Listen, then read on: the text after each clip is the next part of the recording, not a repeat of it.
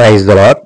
సువార్త పరిచర్య అనగా సమస్త జనాంగాలను శిష్యులుగా చేయడం ప్రతి క్రైస్తవుని, ప్రతి సంఘపు విద్యుక్త ధర్మం, ఆధిక్యతలై ఉన్నాయి.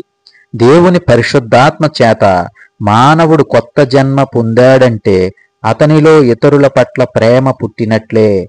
ప్రభువును ఎరుగని వారికి సువార్త ప్రకటించడం తిరిగి జన్మించిన వారందరికీ ఆధ్యాత్మికంగా ఒక అత్యావశ్యకమైన విషయమే గాక క్రీస్తు బోధలలో పదే పదే స్పష్టంగా ఆజ్ఞాపించబడింది.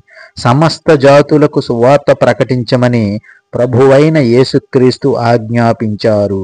నోటి మాటలతో సువార్తను ప్రకటిస్తూ దానికి మద్దతుగా సరియైన క్రైస్తవ జీవిత శైలిని, క్రీస్తు సువార్తకు అనుగుణ్యమైన ఇతర పద్ధతులను ఉపయోగిస్తూ నశించిన వారిని క్రీస్తు కోసం సంపాదించాలని నిరంతరం అన్వేషించడం దేవుని బిడ్డలలో ప్రతి ఒక్కరి విధి.